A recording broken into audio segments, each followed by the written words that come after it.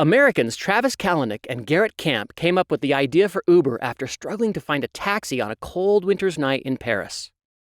They started the ride-sharing company in the Bay Area of San Francisco in 2009 and quickly expanded to become the largest ride-sharing company in the world.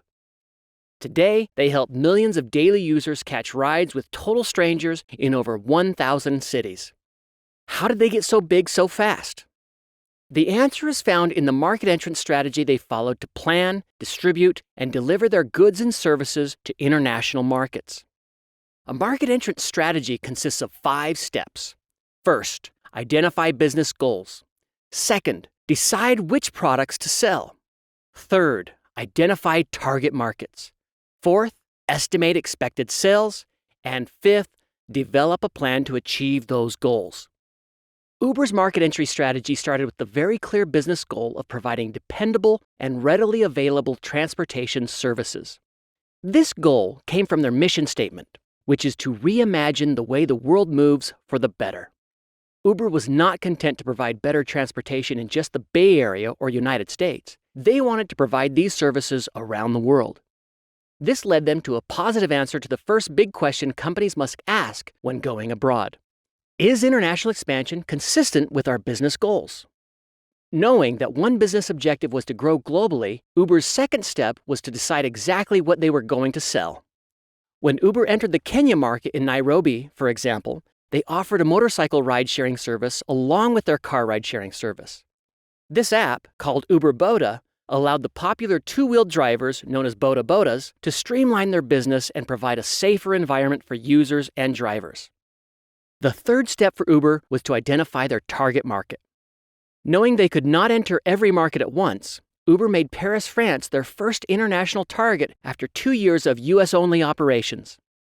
They selected Paris because it was where founders Travis and Garrett came up with the idea and because it was an ideal international location to expand a ride-sharing service. Paris is a similar market to the Bay Area, with high demand for and low supply of ride-sharing services.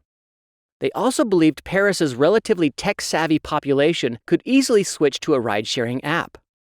Paris did come with problems, such as a highly regulated business environment, strong taxi unions, and an app requiring French features due to Parisians' pride in their language. Based on what they learned about the economic demand, political environment, cultural elements, and technology factors, Uber next went about estimating expected sales. This fourth step in the market entry strategy allowed Uber to determine how much money they would make in Paris and how long it would take. This vital step ensured that it would make financial sense to enter Paris in the first place.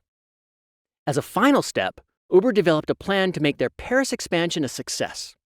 One of the main factors they had to decide on was a market entry mode. Would they purchase a fleet of cars in Paris and recruit drivers? Or would they launch a massive ad campaign to get drivers to drive their own cars?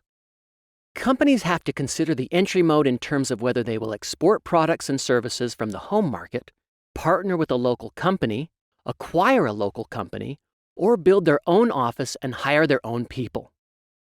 Uber hired a local team of Paris developers to modify and adjust the US ride-sharing app, and then built a local marketing team to get the word out.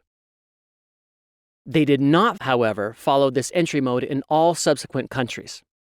For instance, Uber had to adapt their plan in India because car ownership is not widespread. As a result, they set up their own greenfield operations, bought and leased cars, and recruited drivers and provided them with smartphones. Uber entered China by establishing a local subsidiary with a local partner, Uber China. Moreover, they contracted with a local rental and driver service rather than contracting with individual vehicle owners as they had done in other countries. To summarize, coming up with a clear market entry strategy requires a company to first understand its business objectives and make sure expansion aligns with its mission and vision. Second, choose which products will sell best in the new market. Third, decide on a target market by understanding political, economic, sociocultural, and technological factors. Fourth, determine sales targets. And fifth, develop an entry mode plan. Will the company export, partner with a local vendor, license, outsource, franchise, or make a greenfield investment?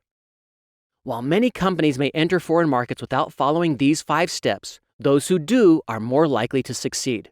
Just ask Uber. Uber has expanded to roughly one new country every 2 months since 2011, bringing them closer to their global vision and objective.